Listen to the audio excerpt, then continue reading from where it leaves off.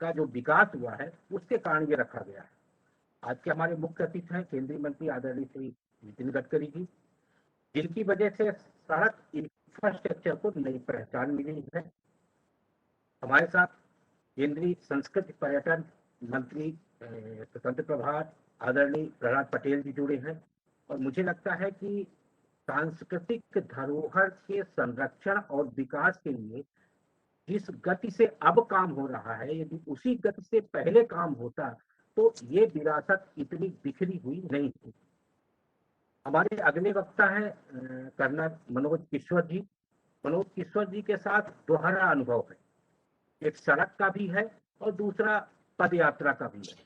तो मनोज जी के पास एक अनुभव का बड़ा भंडार है, क्योंकि वो मोटरसाइकिल एडवेंचर भी करवाते हैं पर्यटकों के लिए, और अभी वो जो एक दुर्गम मुंडमन गंगा यात्रा हो रही है उस यात्रा पे निकले हुए हैं।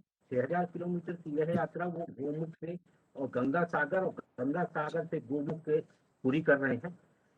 तो आज जो ये विषय है, तो उसके पहले मैं चाहूंगा कि आप सब लोगों को ये दर्शनम जो एक छोटी सी संस्था है उसके बारे में बता दूं। तो दर्शनम जो है वो देश में जो अनछुए धार्मिक स्थल है और सांस्कृतिक स्थल है उनकी जानकारी एकत्र करने का काम कर रहा है। जो स्थानीय स्तर पे तो काफी प्रसिद्ध है, लेकिन उनकी पहचान राज्य में ही नहीं है। तो इसलिए जब राज्य में ही वो पहचान उनकी काफी पीछे है, तो ऐसे में उनको राष्ट्रीय स्तर की पहचान की संकल्पना नहीं की जा सकती। अपनी पुरातन धरोहर के बारे में लोग जानना चाहते हैं, और जब जानेंगे तो उनकी इच्छा होगी वहां जाने की, और वहां जाने के लिए जो सबसे सशक्त माध्यम होता है वो है सड़क पर। क्योंकि किसी भी धार्मिक पर्यटन स्थल और सांस्कृतिक स्थल को तक पहुंचाने का जो सबसे महत्वपूर्ण माध्यम होता है वो सड़क का होता है। अब जैसे अयोध्या में 84 कोसी परिक्रमा है।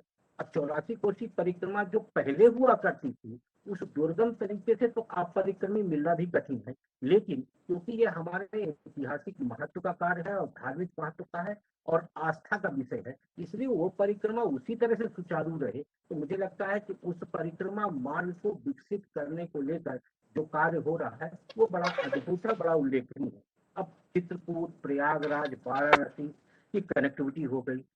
सबसे महत्वपूर्ण एक और है अपना उत्तराखंड की 4 धाम की यात्रा। हर व्यक्ति, देश का हर नागरिक चाहता है कि एक बार हम 4 धाम की यात्रा अवश्य करें।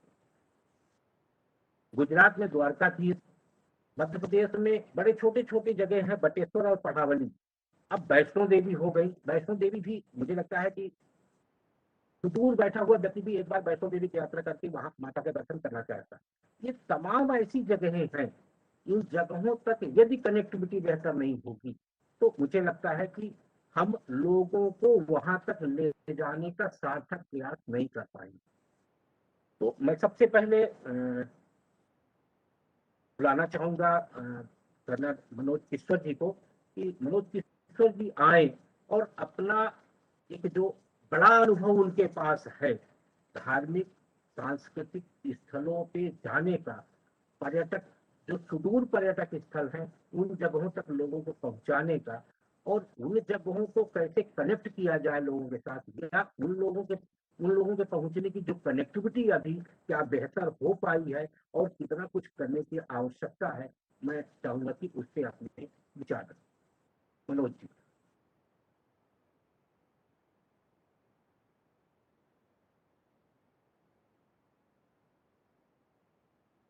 हाँ, सुनाई दे रहा है? हाँ जी, बहुत बहुत धन्यवाद इस प्लेटफॉर्म के लिए। और सड़कों की जो महत्ता है, ये लाइफलाइंस होती हैं किसी भी उद्योग को आगे बढ़ाने के लिए, और पर्यटन और पिलग्रिमेज, इन सब के लिए तो डेफिनेटली ये बहुत बड़ी चीज है।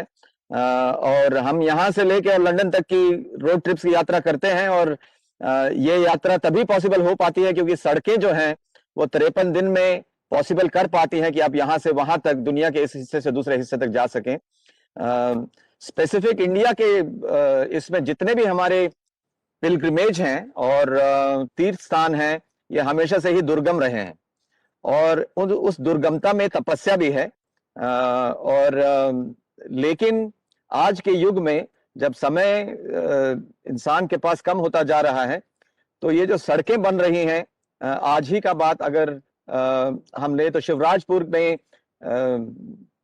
जो एक मंदिर स्थापित किया था अपने हाथों से मीराबाई ने, और कृष्ण की मूर्ति जो जिसके वो लेके अपने भजन गाते गाते राजस्थान से इस तरफ आई थी, उन्होंने वो एस्टैब्लिश किया था। आज क्योंकि सड़क है वहां पे, हम सब यात्री वहां जा पाए, वरना ऐसा नहीं होता कि हम वहां जा पाते। और प्रयागराज से जब हमारी यात्रा ये शुरू हुई थी पैदल 3000 किलोमीटर की, हम लोग जब गंगा सागर पहुंचे थे, गंगा सागर में हमें बताया था लोगों ने कि ये सबसे कठिन तीर्थ होता था, क्योंकि ये रास्ता ही इतना दुर्गम होता था कि सारे तीर्थ बार बार और गंगा सागर एक बार, ऐसा बोलते थे। लेकिन आज जब सड़कें बन चुकी हैं तो हम बहुत कॉन्फिडेंटली बोल सकते हैं कि ज्यादा से ज्यादा लोग इस तीर्थ को कर पा रहे हैं और समय बचा के कर पा रहे हैं। गंगा सागर से अभी हम दूसरा जो पड़ाव हमारा है गोमुख की तरफ, और गोमुख के भी जो सबसे पहले तो गंगा एक्सप्रेसवे जो बन रहा है, मेरे हिसाब से आध्यात्म के तौर पे, और जितने आश्रम कबीर पंथी से लेके और सनातन धर्म के जितने आश्रम इस रास्ते में आते हैं, ये सब उजागर होंगे जब ये गंगा एक्सप्रेसवे बनेगा। और इसको सही तरीके से अगर इंकित किया जाए कि ये चीज यहाँ है, एक बार एक्सप्रेसवे में और टूरिज्म गाइड्स में और आपके गूगल मैप्स में ये सारी चीजें हाईवे के साथ साथ अगर अपलोड की जाएं, तो जो भी पथिक या जो भी यात्री या जो भी रोड ट्रिपर इस रास्ते में चलेगा, वो इन सब जगह जा पाएगा। और फिर गोमुख ऑफ कोर्स गंगोत्री तक की सड़क है, और ये जो एक्सप्रेसवे बन रहा है, ये सब भारत की जो संस्कृति है, भारत का जो धर्म है, सनातन धर्म है, और इसके आसपास जो पिलग्रिमेज प्लेसेस हैं, जो आहिस्ता आहिस्ता अगर ये सड़कें ना हो तो केवल लोकल लोगों को ही या गांवों को ही या डिस्ट्रिक्ट को ही उस बारे में पता लगेगा। 50 मेले हम रास्ते में मिले थे, ये अगर हम वहां नहीं जाते शायद हमें पता नहीं चलते। जब सड़कें ठीक हो जाएंगी तो ये जो मेले हैं, कोई माघ के मेले, और ये हर हर गंगा घाट पे लगते हैं, और अपनी अपनी एक अलग प्रथा है उनको बनाने की, तो ये सारी चीजें मेरे हिसाब से उजागर होंगी। तो सड़कों का जो काम है, हमारे पूरी की पूरी संस्कृति को जानने के लिए, ये एक छोटा सा एग्जांपल मैं मुंडमाल गंगा परिक्रमा जो चल रही है 6000 किलोमीटर की, पैदल भी है और कुछ टीम गाड़ियों में भी चल रही हैं, ये अपने आप में बहुत ही शुक्रगुजार होना चाहता है ये सड़कों का। यदि सड़कें बढ़िया तरीके से आएंगी तो ये जो हमारी प्रथाएं हैं जो आजकल गांव और कस्बों में सीमित हैं, ये डिस्ट्रिक्ट से स्टेट में और स्टेट से नेशनल लेवल में और नेशनल से इंटरनेशनल लेवल में ये पूरे का पूरा कल्चर हमारा बन के सामने आएगा। और अभी तक सभी लोगों को बहुत हाफ कुक्ड या हाफ बेक्ड इंफॉर्मेशन है इंडियन कल्चर की, और उसके चलते क्या है कि आधी इंफॉर्मेशन में लोगों का इंटरेस्ट भी आधा रहता है। तो ये राकेश शुक्ला जी, ये बहुत बढ़िया प्लेटफॉर्म है जो आपने ये एक एस्पेक्ट रोड्स का, roads of course they are lifelines to all the development and all the progress which happens around the world, but जिस सब्जेक्ट को आपने छेड़ा है, इसके 200% हम कह सकते हैं कि सड़कें जरूर एक ये आध्यात्म की तरफ, नॉलेज की तरफ, भारतीय संस्कृति की तरफ एक चार चांद लगाएंगी। मैं यहाँ पे अपना जो इंट्रोडक्टरी बात था वो बोल चुका हूँ, और आप प्लीज इसको आगे बढ़ाइए। जी धन्यवाद मनोज जी। और मुझे लगता है कि अब जो हमारे सड़क का और सीधा संबंध जो सांस्कृतिक धरोहर, पुरातन धरोहर और पर्यटक स्थलों को लेके है, तो मैं आमंत्रित करूंगा आदरणीय प्रहलाद पटेल जी को कि उनकी तरफ से जो अभी तक बहुत सारे ऐसे कार्य किए गए हैं, खासकर पर्यटक स्थलों के विकास को लेकर, सांस्कृतिक क्षेत्रों को लेकर, पुरातन किलों को लेकर, धार्मिक स्थलों को लेकर, यहाँ तक कि अभी पिछले दिनों ये हरियाणा में राखी गढ़ी भी जा चुके थे, और राखी गढ़ी का एक अपना महत्व है। लद्दाख में भी मैंने पढ़ा था कि माननीय प्रहलाद पटेल जी गए, और लद्दाख जो हमेशा भारत से एक अलग हिस्सा माना गया, इस अलग हिस्से को जम्मू कश्मीर और लद्दाख को भारत के साथ जोड़ने के लिए दो चीजों का महत्वपूर्ण योगदान है, एक है सड़क और दूसरा है संस्कृति। तो माननीय प्रहलाद पटेल जी से मैं आग्रह करूंगा कि वो अपने विचार। आदरणीय नितिन जी, मनोज जी, राकेश जी और जो लोग इस चर्चा में शामिल हैं, उन सबके प्रति मेरा धन्यवाद है। मुझे लंबी बात नहीं कहनी है, लेकिन मैं मंत्री बना तो सबसे पहले मुझे आदरणीय नितिन जी की तरफ से, मंत्रालय की तरफ से एक प्रस्ताव आया कि 100 मार्ग जो टूरिज्म को कनेक्ट करने वाले मार्ग हैं।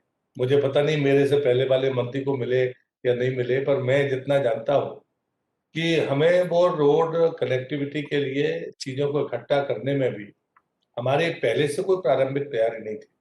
मुझे लगता है कि ये विजन है। मैं हमेशा से कहता हूं कि पर्यटन का क्षेत्र वो बहुआयामी क्षेत्र है, एक व्यक्ति नहीं कर सकता। उसके अनेक तरीके हैं, उसके अनेक स्टेक होल्डर्स हैं, और उसमें एक सबसे अहम बात होती है वो कनेक्टिविटी होती है। और कनेक्टिविटी की जब बात होती है तो स्वाभाविक है कि नंबर 1 पर सड़क कनेक्टिविटी ही आती है, रेल कनेक्टिविटी आती है, फिर एयर कनेक्टिविटी आती है। एयर कनेक्टिविटी एक क्लॉज के लिए मानी जाती है, अब शायद वो धीरे धीरे चीजें वो भी ठीक हो रही है। लेकिन ये सच है कि मैं इस जगह पर महादेवी वर्मा का एक लेखक हुई है, बहुत हिंदी की साहित्य की बड़ी प्रखर लेखिका है महादेवी वर्मा जी।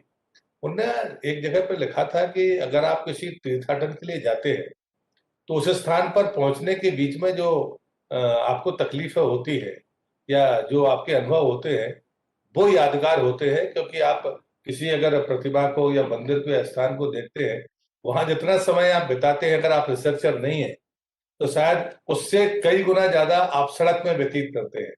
और अगर वो व्यवधान भरा है तो भले मनोज जी ने कहा हो कि वो तो हमारे धार्मिक पर्यटन में तपस्या होती थी, एक दौर था जब लोग तपस्या के लिए जाते थे और उन्हें मालूम था कि जीवन में हम शायद लौट कर नहीं आएंगे।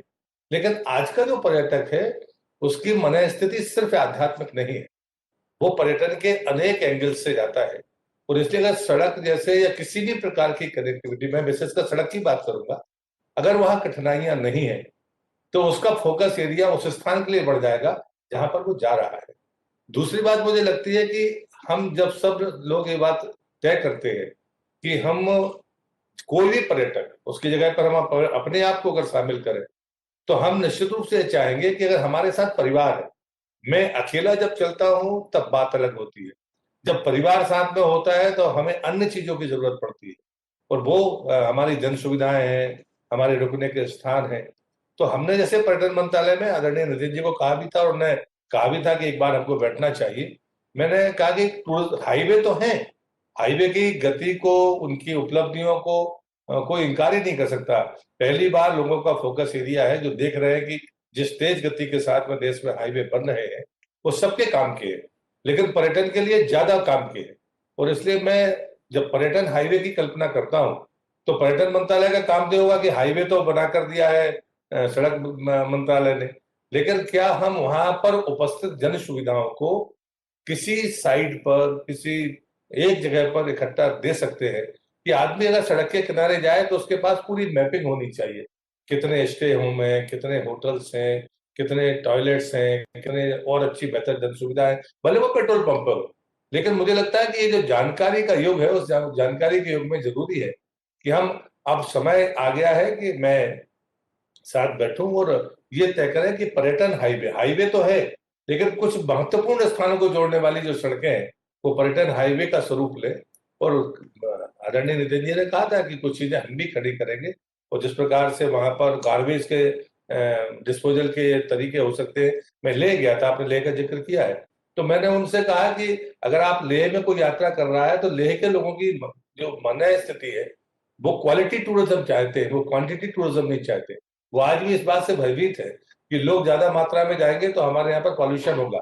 तो फिर मैंने उनसे कहा कि क्या हम 15 किलोमीटर पर, 17 किलोमीटर पर या 20 किलोमीटर पर, मैंने कहा कि इस पर यूनिवर्सल नहीं हो सकता, जरूरत के हिसाब से, या कोई पहाड़ी का क्षेत्र होगा, क्या हम एक ऐसा स्ट्रक्चर बना सकता है पर्यटन मंत्रालय उस एनएच के बाजू में कि जहां पर गार्बेज के लिए एक अलग स्थान होगा, ऑक्सीजनेशन के लिए यानी मेडिकल सुविधा वहां पर होगी, स्नैक्स का होगा, लेकिन ये सारा का सारा रन करने वाला सिस्टम कम्युनिटी का होगा, क्योंकि वहां पर कम्युनिटी ज्यादा ताकतवर है। तो मुझे लगता है कि मैं इस बात को 100% मानता हूं, मैं क्या पूरी दुनिया मानती है कि यदि पर्यटन के लिए बेहतर और अच्छा अनुकूल वातावरण बनाना है तो उसके लिए बेहतर सड़क चाहिए, बेहतर कनेक्टिविटी चाहिए। 4 धाम की यात्राएं जो हमारे बुजुर्ग सुनाया करते थे और आज 4 धाम की यात्राएं जब से विकास हुआ है सड़कों का, ये फर्क साफ साफ दिखता है। मैं नॉर्थ ईस्ट में काफी सभी राज्यों में गया हूँ। नॉर्थ ईस्ट में मैं मणिपुर का उदाहरण देता हूँ आपको।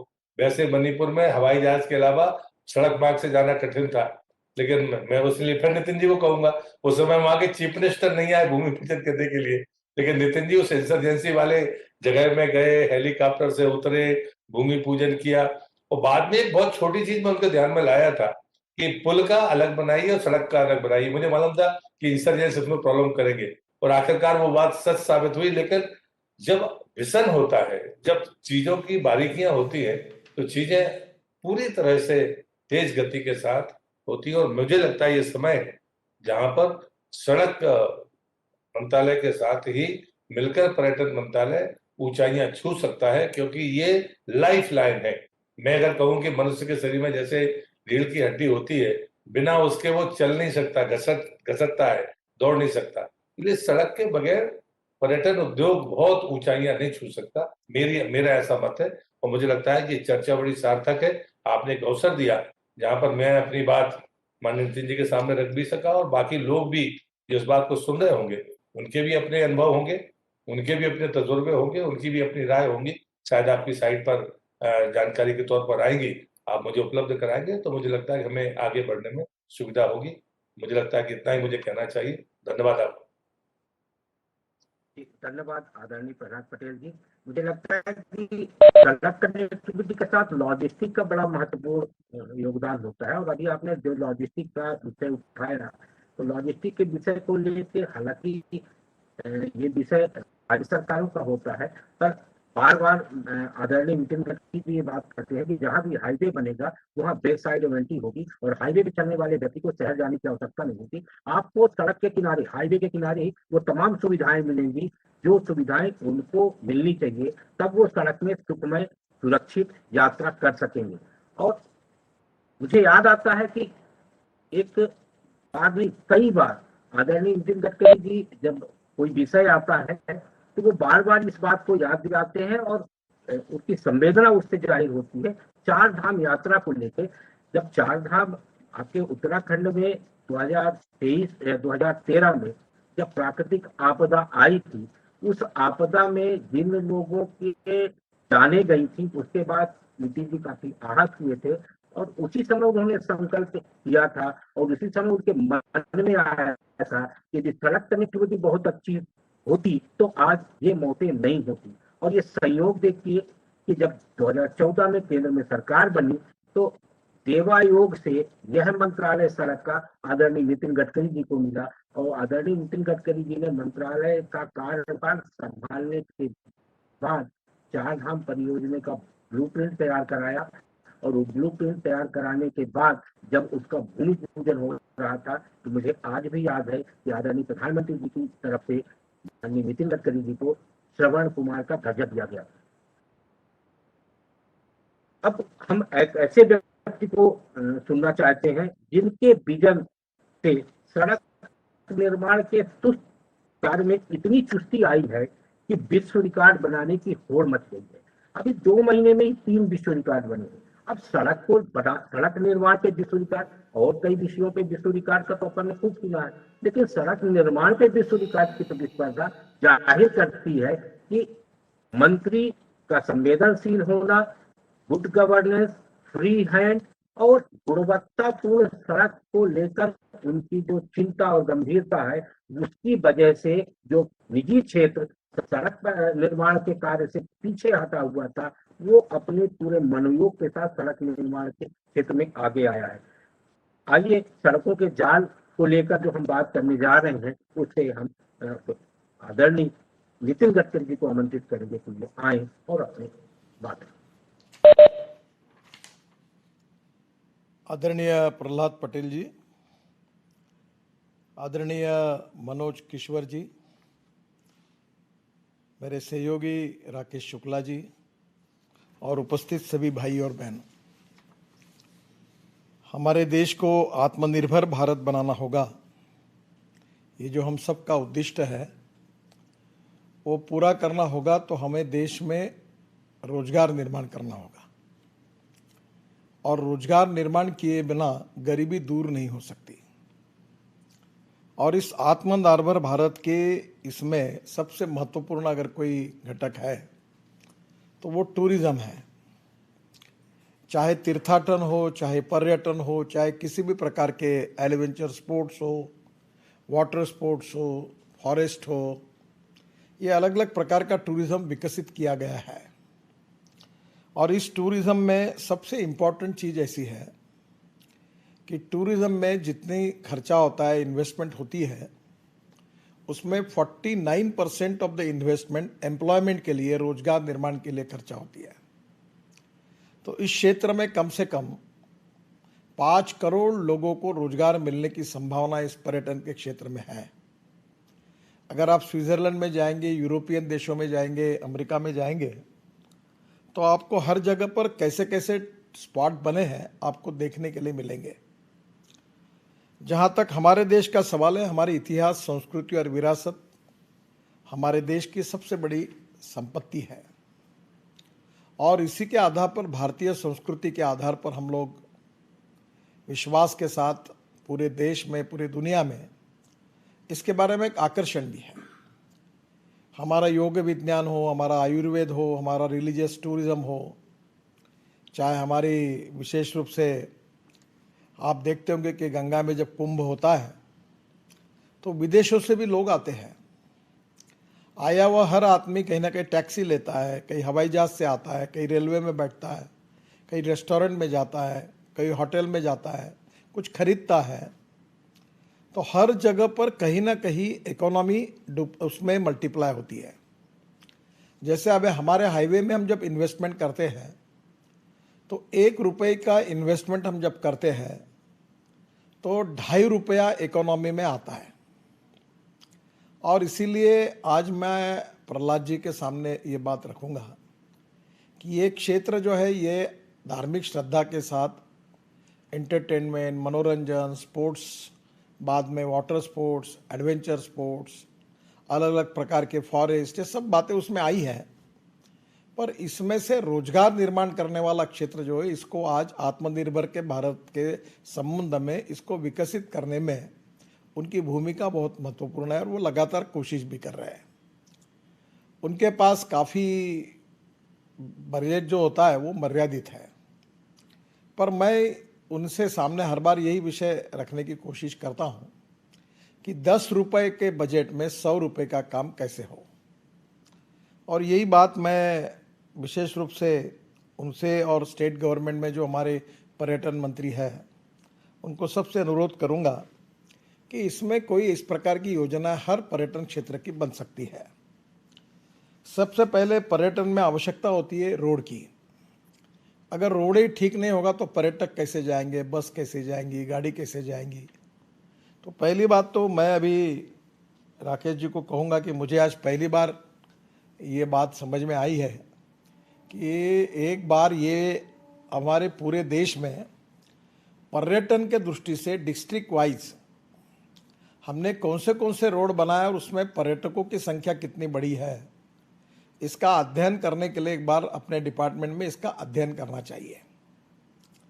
मेरे अंदाज से 2014 से लेकर आज तक हमने करीब 5 लाख करोड़ रुपए के रोड इस पर बनाए हैं और हमारे काम चल रहे हैं। अभी हमारे 9 लाख करोड़ के काम अवार्ड हो चुके हैं और हम लोग 37 किलोमीटर पर डे की रफ्तार से रोड बना रहे हैं और इस स्पीड को अभी हमने और बढ़ाया है।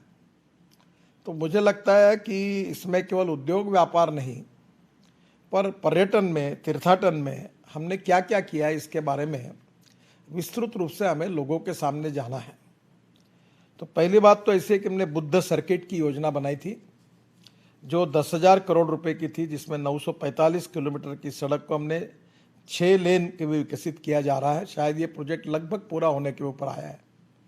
इसमें लुम्बिनी, बोधगया, सारनाथ और कुशीनगर मार्ग का विकास हो रहा है और बुद्ध सर्किट में बौद्ध धर्म के पवित्र स्थान शामिल है। भगवान बुद्ध का जन्म जहाँ हुआ, ज्ञान प्राप्त हुआ, पहला उपदेश हुआ और पहुँच का निर्वाण का जहाँ हुआ, वो सब स्थानों को हमने विकसित किया है। बोधगया, नालंदा, राजगीर, वैशाली, कहलगांव, पटना, यहाँ इसका विकास हुआ है और 10,000 करोड़ हमने इसके ऊपर खर्चा किए हैं। ये बोध गया, सारनाथ, कुशीनगर और पीपर हवा। और विस्तारित धर्म यात्रा का जो सर्किट है, बोध गया, विक्रमशिला, सारनाथ, कुशीनगर, कपिलवस्तु, संकिसा और पीपर हवा। अब मुझे लगता है कि ये एक ही विषय जो है, इसमें साउथ ईस्ट एशिया से Indonesia, Malaysia, China, Bangkok, Singapore इतने टूरिस्ट आते हैं कि वाराणसी का जो इंटरनेशनल एयरपोर्ट है उसमें स्पेशल फ्लाइट्स आती है। अगर ये रोड अच्छे हुए, रोड के साथ साथ यहाँ सभी प्रकार की सुविधा मिलेगी, तो चाइना से, इंडोनेशिया से, मलेशिया से, सिंगापुर से, बैंकॉक से, थाईलैंड जो है, इतने लोग आने के लिए तैयार है क्योंकि वो भगवान गौतम बुद्ध पर विश्वास रखते हैं। तो केवल इसका भी मार्केटिंग किया तो देश की इकोनॉमी कम से कम 30-40 हजार करोड़ से बढ़ सकती है। और वाराणसी के इस एयरपोर्ट का उपयोग करके इस पूरे रोड में रेस्टोरेंट होंगे, रिसॉर्ट्स होंगे, रहने के लिए अच्छी जगह होंगी, वहाँ के अलग अलग प्रकार की चेन से लेकर भगवान गौतम बुद्ध से लेकर वो बनियन होगी, जर्सी होगी, दुनिया भर की बातें, मूर्तियाँ होगी उसकी। तो ये एक प्रकार से एक एक पर्यटन स्थल का एक अच्छा मैप बनाना पड़ेगा। रोड अच्छा बनने से नहीं होगा, तो उसके साथ साथ एक एक पर्यटन स्थल में, गांव में उसका एक डेवलपमेंट प्लान बनाना पड़ेगा और राज्य सरकार की सहयोग से एक एक पर्यटन स्थल नीट और क्लीन हो। और मैं जो आपको कहूँगा कि आप अगर प्लान बनाएंगे कि वहाँ बहुत अच्छे स्टैंडर्ड के वॉशरूम्स होने चाहिए, टॉयलेट्स होने चाहिए। आजकल लोग टॉयलेट में जाने के लिए $2 देते, $2 यानी 140 रुपया। लोगों को अच्छी सर्विसेज चाहिए। अगर हम लोग अच्छी सर्विसेज देंगे तो लोग पेमेंट करने के लिए तैयार है। तो ये पहला हुआ। दूसरे, इसमें जो मैं आपको बताऊंगा कि इसमें अभी हम लोग विशेष रूप से उत्तर प्रदेश में करीब 3.5 लाख करोड़ रुपए की सड़कों का निर्माण कर रहे हैं। केवल अभी प्रयागराज में परसों मैं था तो मैंने वहाँ नया फफुआ का ब्रिज, रिंग रोड प्रयागराज का केशव मौर्य जी के कहने पर करीब 25 हजार करोड़ दिए हैं। अब ये गंगा यमुना का संगम होने वाला पवित्र स्थान है और इसको हमने बहुत अच्छे रोड नेटवर्क से जोड़ा है। पिछले बार जब मैं कुंभ में गया था तो उस समय मैं नमामि गंगा का भी मंत्री था और पहली बार अविरल निर्मल गंगा थी। हमने करीब 24,000 करोड़ रुपए खर्चा करके गंगा में 250 से 250 प्रोजेक्ट लिए हैं और केवल गंगा में नहीं लिए थे। तो गंगा को शुद्ध करने के लिए यमुना और 40 नदियाँ और नाले, वो कौन सी राम नदी है, अलग अलग काली नदी है, और कानपुर में बड़े बड़े प्रोजेक्ट लिए और हमने यशस्वी किए हैं। और यमुना को शुद्ध करने के लिए हमने अभी सोनीपत और पानीपत में प्रोजेक्ट पूरे किए। दिल्ली सरकार को 6,000 करोड़ रुपए दिए थे मैंने, अभी वो भी प्रोजेक्ट पूरे हुए। मथुरा में हमने हाइब्रिड एन्युटी में प्रोजेक्ट किया है जिसमें 40% हमने ग्रांट इन एड दी है, बाकी उन्होंने लाया और अब हमने 80 MLD मथुरा का गंदा पानी शुद्ध करके इंडियन ऑयल को दिया है। 20 करोड़ रुपए वो साल के दे रहे हैं। तो इसमें मेरा सुझाव है कि इसमें हमने अयोध्या, प्रयागराज, मथुरा, काशी, चित्रकूट के बीच सड़क संपर्क बेहतर किया और ये सब काम अभी बेहतर कनेक्टिविटी दे रही है। सबसे इम्पोर्टेंट चीज़ है कि अयोध्या से रामपुर तक हम 505 करोड़ रुपए की सड़क बना रहे हैं। फिर अयोध्या से अकबरपुर 49 4 लेन किलोमीटर सड़क 1100 करोड़ की कर रहे हैं। 1290 करोड़ की लागत से अयोध्या में 80 किलोमीटर का 4 लेन रिंग रोड बना रहे हैं जिसमें देश अन्य हिस्सों में आने वाले लोगों को जो दिक्कत का सामना नहीं करना पड़े। और लखनऊ से अयोध्या के बीच सड़क के दोनों तरफ सौंदर्यीकरण का कार्य जल्द शुरू हो जाएगा। अब सबसे इम्पोर्टेंट बात है कि हमने अभी, जिसमें प्रहलाद जी का कोऑर्डिनेशन अगर होगा तो बहुत अच्छा होगा, अयोध्या में 84 कोशी परिक्रमा को हम लोग पूरा नेशनल हाईवे करके मान्यता देकर उसका डेवलपमेंट कर रहे हैं। इसमें अयोध्या, बस्ती, अंबेडकर नगर, बाराबंकी, गोंडा तक 253 किलोमीटर लंबे मार्ग का विकास किया जा रहा है और ये 84 कोशी परिक्रमा मार्ग पर 300 करोड़ की लागत से सरोज नदी पर 2 अलग अलग ब्रिज का भी निर्माण हो रहा है और पूरे मार्ग का सौंदर्यीकरण कर रहे हैं जिसमें राम और रामायण के इतिहास से रिलेटेड प्रतिमाएं होगी, जानकारियां होगी। इसमें पर्यटन विभाग और विशेष रूप से संस्कृति विभाग काफ़ी कुछ बातें इसमें कर सकता है।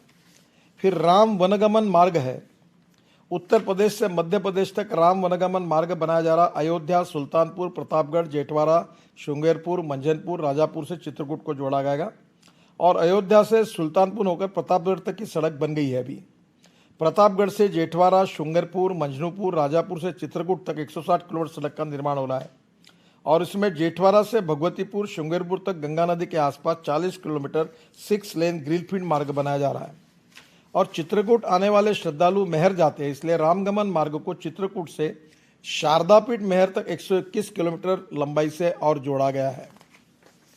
ये जो राम जानकी मार्ग है वह अयोध्या को जनकपुर तक राम जानकी मार्ग बन रहा है, जिसमें उत्तर प्रदेश में अयोध्या, कलवारी, बरहालगंज, बरस्ट तथा बिहार के सीमांत चकिया, मधुबनी, सीतामढ़ी से होकर नेपाल के जनकपुर तक ये मार्ग जा रहा है और मुझे लगता है ये मार्ग के लिए भी इतिहास के साथ जोड़ने का काम आपका विभाग कर सकता है। राम जानकी मार्ग बनने से बहुत पर्यटन को बढ़ावा मिलेगा। शिव मंदिर, सिद्धेश्वर धाम, केसरिया में स्थित बौद्ध स्तूप और नेपाल में सीता की जन्मस्थली जनकपुर में जाने वाले पर्यटकों की संख्या में वृद्धि होगी। अब ये प्रयागराज में 2,500 करोड़ रुपए के लागत से 73 किलोमीटर का 6 लेन प्रयागराज वाराणसी सड़क बन गई है। ये दोनों भी तीर्थाटन के लिए महत्वपूर्ण शहर है। 208 करोड़ रुपए की लागत से 105 करोड़ 2 लेन प्योर शोल्डर रायबरेली प्रयागराज मार्ग बन रहा है। प्रयागराज रायबरेली के मार्ग को 4 लेन बनाने का भी डीपीआर बन रहा है। 458 करोड़ की लागत से 87 किलोमीटर प्रयागराज मिर्जापुर सड़क बन गई है और करीब 3,387 करोड़ की लागत से 146 किलोमीटर 6 लेन प्रयागराज कानपुर सड़क भी 2021 में बनाई जाएगी और 7,000 करोड़ रुपए खर्चा करके हम प्रयागराज में रिंग रोड भी बना रहे हैं, जो वहाँ के माघ मेला और कुंभ में आने वाले लोगों की समस्या की हल करेगा। सबसे इम्पोर्टेंट चीज़ है 4 धाम योजना। हम 6 महीने जा सकते थे, अब हम 12,000 करोड़ रुपए खर्चा करके, जिसकी लंबाई 825 किलोमीटर है, जिसमें 53 पैकेज में कार्य कर रहे हैं, जिसमें 13 केवल काम रुके हुए हैं, 40 काम लगभग हमने पूरे करके लाए हैं और 13 कार्य जो है वो सुप्रीम कोर्ट के निर्णय का हम राह देख रहे हैं और इसमें 647 किलोमीटर में कार्य शुरू हो गया है और 450 किलोमीटर प्रहलाद जी पूरे हो गए हैं। मैं कहूँगा कि एक बार ये काम पूरा होने के बाद आप खुद इस पूरे हाईवे का निरीक्षण करने के लिए जाइए। बद्रीनाथ, केदारनाथ और गंगोत्री, यमुनोत्री हमारी श्रद्धा स्थान है, तो ये तो एकदम ही हमारे वर्ल्ड से आए हुए टूरिस्ट के लिए बहुत बड़ा केंद्र बनेगा। और जैसे आपने कहा है वैसे हम रोड के बाजू में road side amenities, petrol pump, resorts, hospital और वही के ही हैंडलूम, हैंडीक्राफ्ट्स, वहाँ का फूड, इसकी रचनाएं कर रहे हैं। आप एक बार जरूर करिए आपके सेक्रेटरी के साथ और इसको कैसे बनाना, विकसित करना, इसमें आप भी इसमें आगे आकर जो भी कहेंगे वो हम करने की कोशिश करेंगे। ये हाई पावर कमेटी का भी इससे कुछ हमारा एक सुप्रीम कोर्ट में केस है, तो इसमें से पिथौरागढ़ में सबसे इम्पोर्टेंट चीज़ जो है, जो मुझे बताते हुए खुशी हो रही है, जिसके लिए मैं नहीं जा पा रहा हूँ और प्रहलाद जी जा पाएंगे, वो है इन्हें पिथौरागढ़ से मानस सरोवर का रास्ता। ये 90% हो गया है पूरा। अब मानस सरोवर जाने के लिए चाइना और नेपाल में जाने की जरूरत नहीं होगी। हम उत्तराखंड के पिथौरागढ़ से जाकर नेपाल की बॉर्डर से डायरेक्ट मानस सरोवर तक जा सकेंगे 6 महीने के अंदर। और मानस सरोवर के लिए पूरे टूरिस्ट, अभी हमारे देश के लोग कहीं सिक्किम में जाते हैं, कहीं नेपाल में जाते हैं, कहीं चाइना में जाते हैं और वहाँ से होकर मानस सरोवर जाते हैं, तो ये खुल जाएगा। तो मुझे लगता है कि निश्चित रूप से पिथौरागढ़, लोहाघाट, चंपावत, ऋषिकेश, जोशीमठ, यहाँ सब बाईपास निर्माण कर रहे हैं। उत्तरकाशी से गंगोत्री के बीच 5 काम अभी रुके हुए हैं, पर निश्चित रूप से ये जल्दी हम पूरा करने की कोशिश करेंगे। इससे उत्तराखंड के पिछड़े हुए क्षेत्र को बहुत ही फायदा होगा और हर जगह पर हम बाईपास बना रहे हैं और पहाड़ी क्षेत्र के दुर्घटना रोकने के लिए क्रैश बैरियर लगा रहे हैं। कोई पहाड़ी नहीं गिरेगी, कोई एक्सीडेंट नहीं होगा, कोई बाढ़ का नुकसान नहीं होगा, कोई लोग नहीं मरेंगे। टनल बना रहे, बड़े बड़ी टनल बना रहे हैं और इसमें यात्रियों की सुविधा के लिए हमने श्रीनगर के मलेथा के पास वे साइड एमिनिटीज़ भी बनाई है और बहुत अच्छा ये है। केदारनाथ धाम में जब प्राकृतिक आपदा आई थी तो काफ़ी लोग फंसे थे और तभी हमने तय किया था कि हम इसके अनुसार काम करेंगे। आज इसका ये प्रोजेक्ट हमारे सरकार के लिए फ्लैगशिप है और निश्चित रूप से होगा। जो मानस सरोवर का रास्ता था वो 17,060 फीट ऊंचाई पर है। और उसमें लिपू लेक जो दरी है, दरे के सड़क मार्ग से मानस सरोवर को हम जोड़ रहे हैं और ये लक्ष्य जल्दी ही हासिल करेंगे। इसमें अब घटियाबाग से विपुल लेक तक करीब 76 किलोमीटर लंबी 4 लेन की अत्याधुनिक सड़क बनाना बाकी है। घटियाबाग से लिपू लेक तक सड़क का काम बीआरओ को 2022 तक पूरा करने का लक्ष्य दिया गया है और कैलाश मानोवर तक की सड़क बनाने का काम 2018 में आरंभ हुआ। आदमकद पहाड़ी की मजबूत चट्टान को काटना आसान नहीं था, -8 डिग्री टेम्परेचर था। इसके लिए ऑस्ट्रेलिया से 2 अत्याधुनिक मशीन मंगाकर चट्टानों को काटने का काम हमने किया है और वायुसेना की MI-17 और MI-26 हेलीकॉप्टर को लगातार इस्तेमाल किया गया है क्योंकि यहाँ तापमान सर्वाधिक नीचे होता है, इसलिए पूरे समय काम नहीं हो पाता। बीआरओ द्वारा इसका काम किया जा रहा है और मानस सरोवर के लिए जाने के लिए जो यात्रा होगी वो कैलाश मानसरोवर के लिए ऋषिकेश से सीधा लिपू लेक तक सड़क बनाई जा रही है और ये मार्ग बनने से पर्यटकों की संख्या बढ़ेगी और पिछड़े इलाकों का इसमें विकास भी होगा। अल्मोड़ा, धारचूला, लिपू लेक को सीधा फायदा होगा। तो ये बद्रीनाथ केदारनाथ 4 धाम वाले के लिए अपनी सांस्कृतिक और पर्यटन मंत्रालय की ओर से इसमें और कैसे अच्छा करना, रोड तो हम बना देंगे, बाकी आप जैसे मार्गदर्शन करेंगे हम जरूर करेंगे। सूरज, लद्दाख और लेह को जोड़ने के लिए हमने बहुत जल्दी लोग दिल्ली से सड़क से जाना पसंद करेंगे और इसके साथ साथ हम लोग वहाँ लद्दाख लेह के लिए काफ़ी काम कर रहे हैं। करीब 60,000 करोड़ रुपए के काम जम्मू कश्मीर कर रहे हैं और इसमें दिल्ली से कटरा हम नया ग्रीनफील्ड रोड, नया रोड बना रहे हैं और ये अमृतसर में जाएगा। तो 6 गुरुद्वार जो अमृतसर के हैं, ये 6 गुरुद्वारों पर से जाकर ये रोड कटरा के तरफ जाएगा आगे।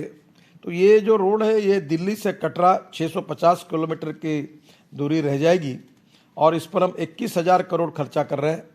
इसका काम जोरों में शुरू हो गया है, दिल्ली से गुरुदासपुर और गुरुदासपुर से कटरा।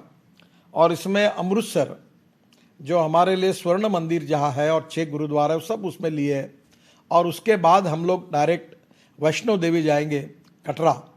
तो ये एक प्रकार से रिलीजियस ग्रीनफील्ड रोड है जो 22,000 करोड़ का हम कर रहे हैं। इसमें ट्रांसपोर्ट सिस्टम को स्थापित करेंगे, वाहन चालकों को मौसम की कार्रवाई में जानकारियाँ मिलेगी, हाईवे को भी जम्मू हाईवे को भी इसको कनेक्ट किया जाएगा, वैष्णो देवी का भी दर्शन करने के लिए काश्मीर जाने वाले पर्यटकों के लिए आसान होगा और दिल्ली से लेह जाने के लिए भी ये बहुत उपयोगी होगा।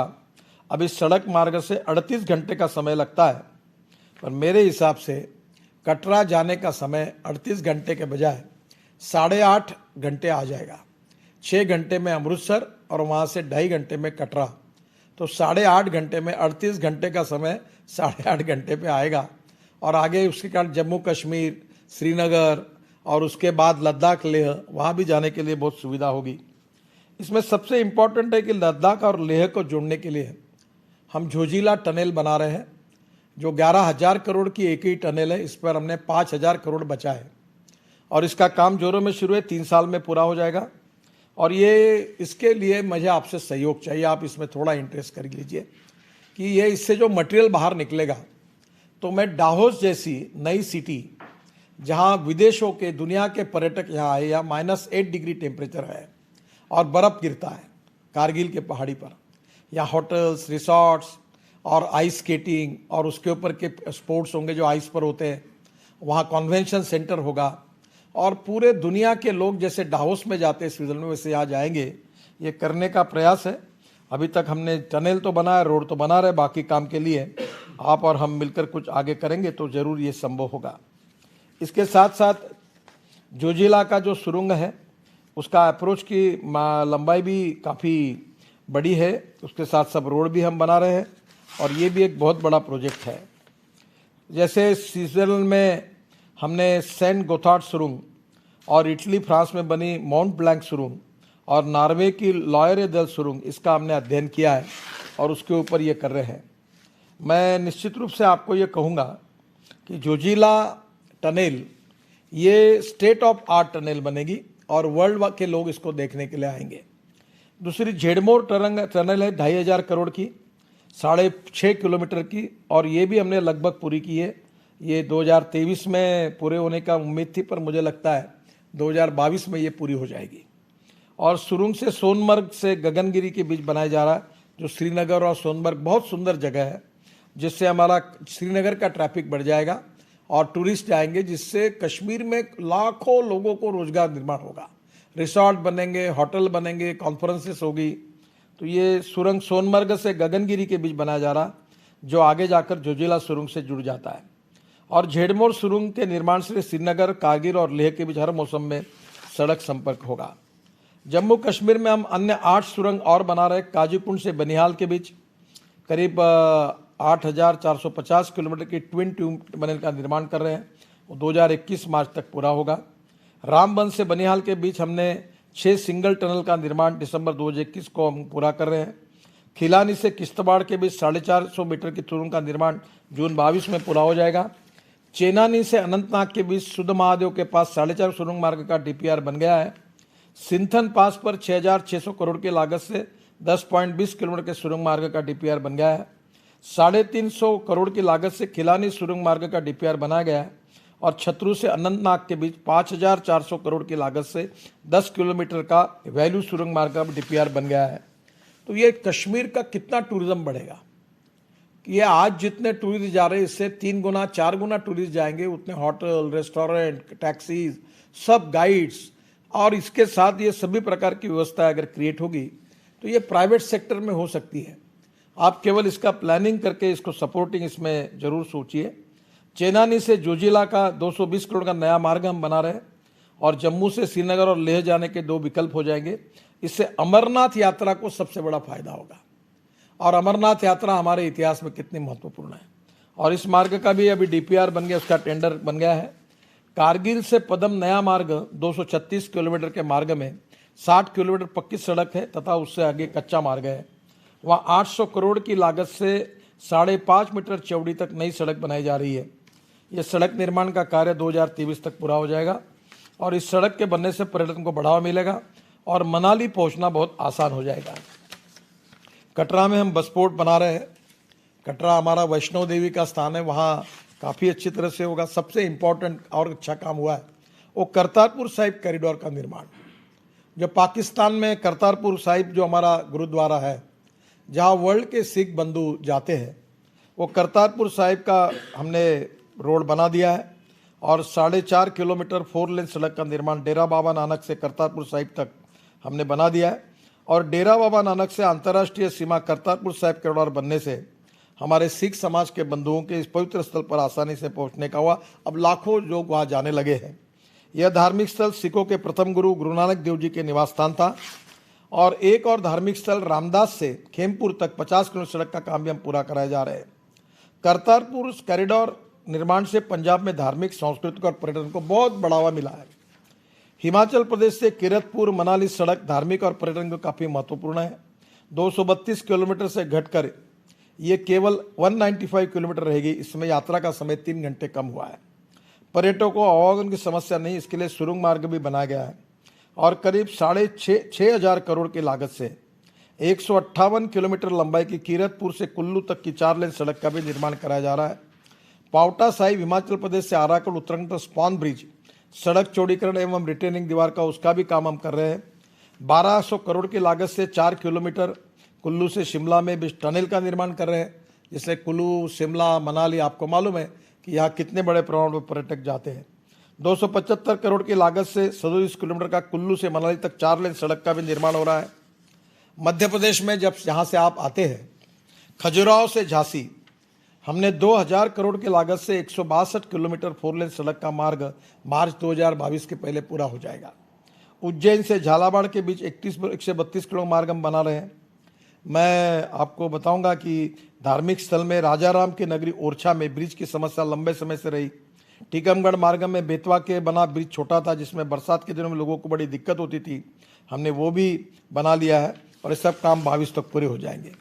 इंदौर बैतूल मार्ग में शिप्रा नदी में भी ब्रिज था, क्योंकि इंदौर में लोग दिक्कत काफ़ी जाते थे, वो भी हमने बना लिया है। बटेश्वर, पड़ावली ऐतिहासिक धार्मिक स्थलों की कनेक्टिविटी में इससे सुधार आ गया है। महाराष्ट्र में तो बहुत हुआ है। ओझोर पर्यटन, लेनाद्री बुद्ध गुफा, औरंगाबाद पैठन, रायगढ़ महाड़, शेगांव से हमने वो पालखी मार्ग था तो वो भी हमने शेगांव से पंढरपुर वो भी बनाया। शेगांव से जलगांव जामोद का बनाया। फिर बुटीबोरी से तुलजापुर, जहाँ भगवान देवी का मंदिर है, वहाँ तक का 8,000 करोड़ का मार्ग बन रहा है। और अब सबसे इम्पोर्टेंट मार्ग हम बड़े जोरों से बना रहे, 12,000 करोड़ खर्चा करके, संत तुकाराम पालकी मार्ग और संत ज्ञानेश्वर महाराज पालकी मार्ग। आज ही मैंने इसकी मीटिंग ली और रोड के बाजू में विट्ठल की प्रतिकृति होगी और उसको बहुत सुंदर बना रहे हैं। लोग पैदल, इसमें 10-10, 20-20 लाख लोग पैदल चलते हैं। तो ये एक बहुत महाराष्ट्र का आस्था का विषय है। ये भी इसका आप जरूर एक बार लीजिए रिपोर्टिंग और इसमें क्या आपका मार्गदर्शन हमें बताइए। साईं बाबा पालकी मार्ग शिरडी से सिन्नर हमने बना लिया 1200 करोड़ का।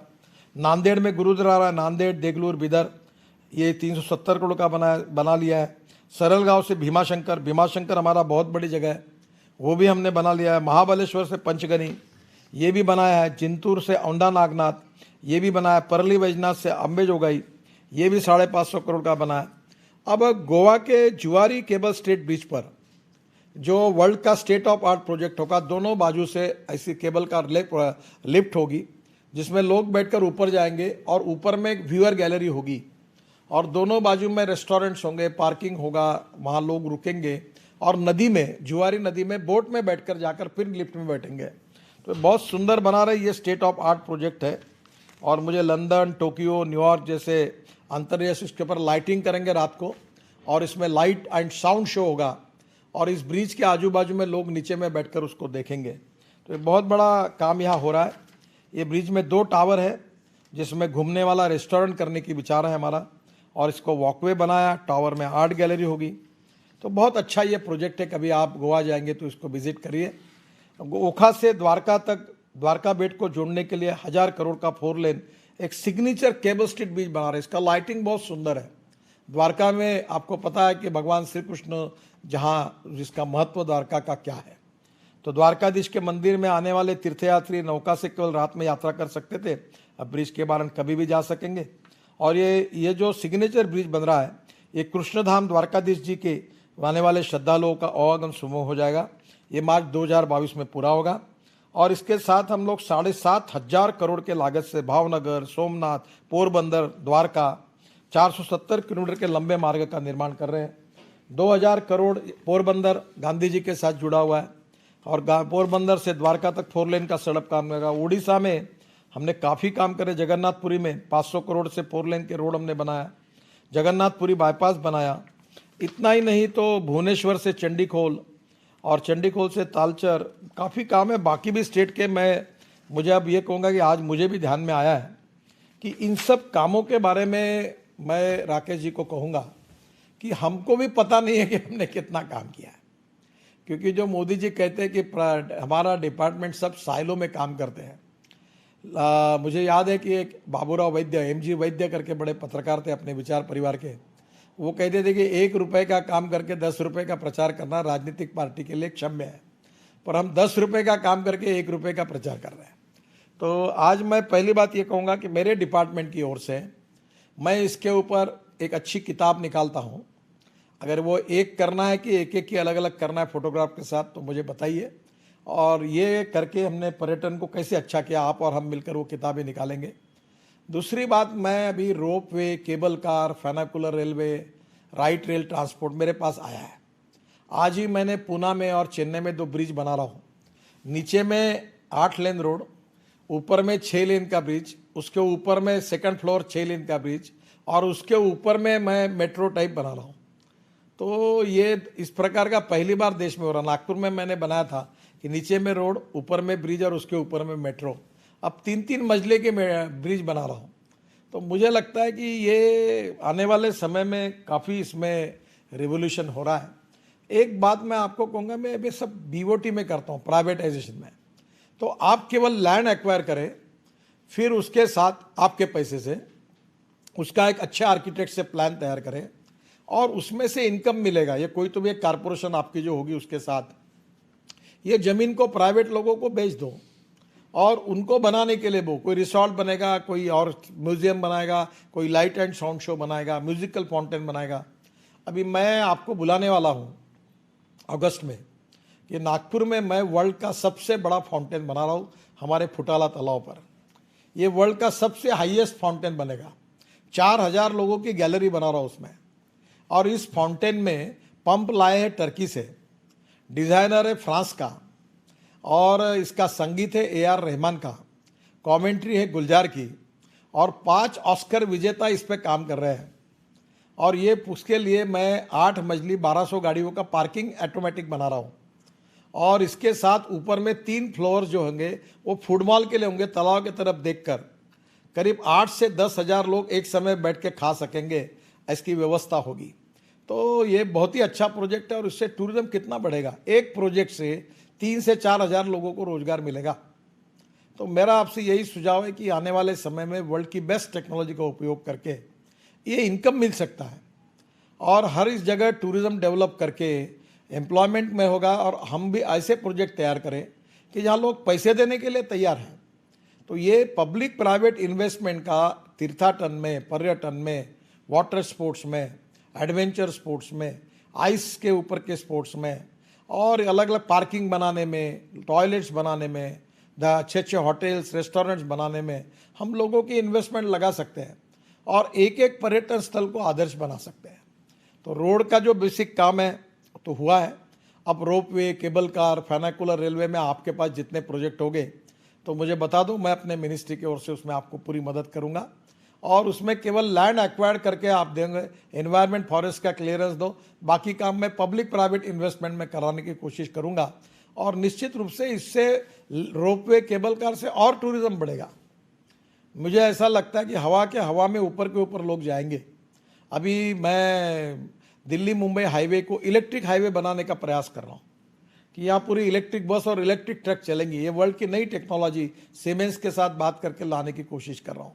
तो मेरा आपसे यही कहना है कि इतना फर्क पड़ा है कि कल मुझे संगीत सोम मेरे पास आए थे परसों। वो कह रहे थे कि मैं 4.5 घंटे लगते थे मेरठ से दिल्ली आने के लिए और वो मेरे घर पे 35 मिनट में पहुंचे। वो मेरठ का हाईवे ओपन किया, अभी 3 ROV और होने के ही है जहाँ 15-1 मिनट खराब होते हैं। तो मुझे लगता है कि ये 35-40 मिनट में हो जाएगा। तो आप समझ लीजिए कि अब दिल्ली से देहरादून केवल 2 साल के अंदर, मैं गारंटी देता हूँ, दिल्ली से देहरादून 2 घंटे में, दिल्ली से हरिद्वार 2 घंटे में, दिल्ली से चंडीगढ़ 2 घंटे में, दिल्ली से मुंबई 12 घंटे में। तो मुझे लगता है कि इससे टोटल, और लोग आज गाड़ियाँ खरीद रहे हैं और इसलिए अभी वो कैरावान जो आती है, जो गाड़ी में सो सकते हैं, गाड़ी में खा सकते हैं, वो गाड़ियाँ भी आप और मैं मिलकर वो लाएंगे ताकि टूरिस्ट बढ़े। और उसके ऊपर भी मुझे काम करना है। एक बार आप भी आइए, हम उसकी परमिशन देंगे। और अभी जंगल सफारी में आप जरूर इसमें इंटरेस्ट लीजिए। अभी 2000 गाड़ियों की ज़रूरत है और ये हमारे यहाँ डीजल की गाड़ियाँ प्रदूषण करती है, जंगल में आवाज़ करती है। तो मैंने अभी हाथ में एजेंडा लिया है कि ये गाड़ियाँ हम इलेक्ट्रिक की बनाएंगे और एक गाड़ी पर 9 लोग बैठेंगे, एक गाड़ी पर 18 लोग, 15 लोग बैठेंगे और वो गाड़ी फॉरेस्ट में घूमेगी और जिसका आवाज़ ही नहीं आएगा, धुआं भी नहीं आएगा और लोगों का पर्यटन होगा। तो इससे हमारे ताड़ोबा में अभी 300-400 हमारी गाड़ियाँ जाती है, इतने फॉरेन से टूरिस्ट आ रहे हैं। आपके मध्य प्रदेश में टाइगर देखने के लिए कान्हा से कितने लोग आते हैं। अगर ये गाड़ियाँ हमने बदल दी, टेक्नोलॉजी बदल दी, तो हम गाड़ियों की संख्या 3 गुना बढ़ा सकते हैं। उतने टूरिस्ट आएंगे, उतने होटल्स बनेंगे, उतने रेस्टोरेंट बनेंगे। आपका जबलपुर का भी भेड़ाघाट, और ये कितना अच्छी जगह है। तो मुझे लगता है कि आने वाले समय में हर टूरिस्ट डेस्टिनेशन, चाहे वो तीर्थाटन की हो, पर्यटन की हो, किसी भी हो, उसका रोड जोड़ने के बाद उसका आगे का काम कम पैसे में पब्लिक प्राइवेट इन्वेस्टमेंट में करके एक प्लान स्मार्ट सिटी या स्मार्ट विलेज हर पर्यटन स्थल पर कैसे बनाना, इसकी योजना आप तैयार करिए। वहाँ म्यूजियम होगा, वहाँ लाइट एंड साउंड शो होगा, टेक्नोलॉजी का उपयोग होगा, ताकि उसमें अलग अलग प्रकार की 5 स्टार स्टैंडर्ड की व्यवस्थाएं होगी। तो ये संख्या 3 गुना 4 गुना बढ़ेगी और देश में कम से कम आत्मनिर्भर भारत बनाने में 5 करोड़ लोगों को इसमें रोजगार मिलेगा और इनकी गरीबी दूर होगी, बेरोजगारी दूर होगी, गरीबी दूर होगी। और निश्चित रूप से कहीं घोड़े पर लोग बैठेंगे, कोई लोग कहीं तो रोपवे में बैठेंगे, कोई लोग तो चढ़ेंगे ऊपर, रस्सी को लगाकर ऊपर चढ़ेंगे। तो ये मिलिट्री से रिटायर्ड लोग हैं, वो उनको एडवेंचर स्पोर्ट्स के लिए हम बनाएंगे। कहीं एक तरह से तार से घसरते हुए इधर जाएंगे। तो ये स्विट्जरलैंड में आप देखिए, हर जगह पर अलग अलग प्रकार के आइडिया है, कोई कठिन नहीं है। पानी में हम लोग अलग अलग प्रकार के वाटर स्पोर्ट्स ला सकते हैं। पानी में हम लोग तैरने के लिए अलग अलग प्रकार के, मॉरिशस में कितने हैं, हमारे यहाँ एडवेंचर स्पोर्ट्स में कितनी अलग अलग प्रकार की कल्पनाएं हम कर सकते हैं। बलून हवा में उड़ सकता है, हाइड्रोजन बलून, उसमें लोग बैठकर घूम सकते हैं जंगलों में। तो मुझे लगता है कि आने वाले समय में टेक्नोलॉजी का उपयोग करके पब्लिक प्राइवेट इन्वेस्टमेंट का उपयोग करके हर पर्यटन स्थल का अच्छा प्लान तैयार करके आगे का काम आपको करना है। रोड बनाने का काम मैं आप जहाँ जहाँ कहोगे वहाँ मैं पूरा कर दूंगा, पर वहाँ parking place, cleanness, washrooms, restaurants अच्छे, पार्किंग उसके लिए जगह, गली कुची में लोग जा रहे हैं गंदगी कर रहे हैं, वहाँ ऐसा नहीं होना चाहिए। वहाँ स्मार्ट सिटी और स्मार्ट विलेज हर पर्यटन स्थल पर बने। वहाँ वाटर रिसाइकलिंग की जो बात आपने की वो हो, वहाँ प्लास्टिक वेस्ट का अलग रखे, ऑर्गेनिक वेस्ट से अलग हो, इन्वायरमेंट वहाँ का अच्छा हो। इकोलॉजी एंड इन्वायरमेंट बहुत इंपॉर्टेंट है। तो मुझे लगता है ये इस सूत्र पे आधार पर हर पर्यटन स्थल की योजना बनाकर राज्य सरकार के सहयोग से आने वाले समय में अनेक उपक्रम लीजिए और मैं आपको पब्लिक प्राइवेट इन्वेस्टमेंट में लाकर मैं आपके इन प्रोजेक्ट को अच्छा करने के लिए पूरी मदद करूंगा। और रोड का तो काम मैं अब 2-3 साल में है, मैंने ऑलरेडी जाहिर कर दिया कि ये आपने जब 5 साल अब पूरे होंगे तो अमेरिका और European countries, France, Germany, Italy और स्विट्ज़रलैंड के स्टैंडर्ड के जो रास्ते होंगे और अमेरिका के रास्ते होंगे, उसी स्टैंडर्ड के रास्ते हिंदुस्तान के बन जाएंगे। तो रोड का तो काम अब सॉल्व हो जाएगा। तो अब निश्चित रूप से आगे के टूरिज्म में भी आप ऑलरेडी कोशिश कर रहे हैं। मुझे जानकारी है कि आपने अनेक पर्यटन स्थलों को अच्छा बनाया, उसको संस्कृति, इतिहास और विरासत के आधार पर। आज मैं दिन भर भगवत गीता सुनता था पर चलते चलते, तो भगवत गीता का एक एक श्लोक और अर्थ सुन रहा था। तो क्या हम लोग कुरुक्षेत्र में लाइट एंड साउंड शो के द्वारा संस्कृत का एक श्लोक, जैसे पानी का स्क्रीन तैयार करेंगे, भगवान श्री कृष्ण की मूर्ति उसमें रहेगी और एक संस्कृत में वो भगवत गीता का एक श्लोक कहेंगे, उसका हिंदी अनुवाद होगा, कोई मराठी में अनुवाद होगा, कोई 12 भाषा में लोग कान में लगाएंगे और वो सरोवर में पूरी तरह भगवत गीता सुनेंगे। तो मुझे लगता है महाभारत की जगह पर महाभारत के कैसी कल्पना की जा सकती है। तो मुझे लगता है ये महाभारत, रामायण, भगवान गौतम बुद्ध, जैन, अपने भगवान महावीर और अयोध्या में प्रभु रामचंद्र, जगह जगह पर उस प्रकार की आज की वर्ल्ड की बेस्ट टेक्नोलॉजी का उपयोग करके हमारे भविष्य के युवाओं को, नागरिकों को हमारी इतिहास, संस्कृति, विरासत, हमारा धर्म के तत्व क्या है, हमारे इन थोर पुरुषों ने क्या किया, ये हमको इफेक्टिव भाषा में समझाना होगा। और इसकी एक विजन तैयार करके आप जरूर करिए, हम पूरी मदद करेंगे। और डाहोस जैसी सिटी बनाना है मुझे, आप और मैं मिलकर करार करेंगे और एक अच्छी सिटी बनाएंगे। आप उसके लिए आगे आइए, ताकि मुझे बहुत दुख होता है कि स्विट्ज़रलैंड लोग जाते हैं।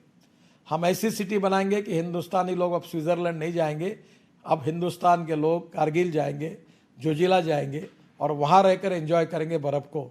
तो ये अब जोशीमठ के पास एक जगह है ओली, वहाँ बहुत बड़ा स्विट्ज़रलैंड बन सकता है। तो आप मुझे लगता है कि राज्य सरकार के सहयोग से इन योजना को चलाने के लिए हम लोग बैठेंगे। आपके सेक्रेटरी आज शायद कार्यक्रम में है या नहीं मुझे मालूम नहीं, पर उनके साथ बैठकर आप और हम मिलकर और मेरे सेक्रेटरी बैठकर निश्चित रूप से इसके लिए काम करेंगे। और मोदी जी की यही दृष्टि है कि इसी प्रकार से वो पर्यटन के बारे में बहुत आग्रही है और बहुत बार कहते हैं। तो मुझे लगता है कि उनके भी सपना इस प्रकार से हम पूरा कर सकेंगे। मैं राकेश जी को बहुत बहुत धन्यवाद दूंगा कि उन्होंने पहली बार, मुझे भी मालूम नहीं था कितना काम हम कर रहे हैं, तो भी मैंने आधा कहा ही नहीं समय के अनुसार। तो इसको पूरा एक जगह करके फोटोग्राफ के साथ एक एक राज्य के पर्यटन का ये एक लेखा जोखा हम जनता के सामने फिल्मों के द्वारा, बाकी के द्वारा जरूर लेकर जाएंगे। फिर से एक बार आपको पूरा सहयोग करने के लिए हम लोग पूरी तरह तैयार है। इसी विश्वास के साथ मैं अपनी बात को समाप्त करता हूँ। धन्यवाद। सर, मैं आपका हृदय से धन्यवाद करता हूं कि मुझे इस चर्चा में उपस्थित होने का फायदा ये हुआ कि अभी तक हम नंबरिंग नहीं कर पा रहे थे कि हम अपना टूरिज्म हाईवे के नंबर कहाँ से शुरू करें।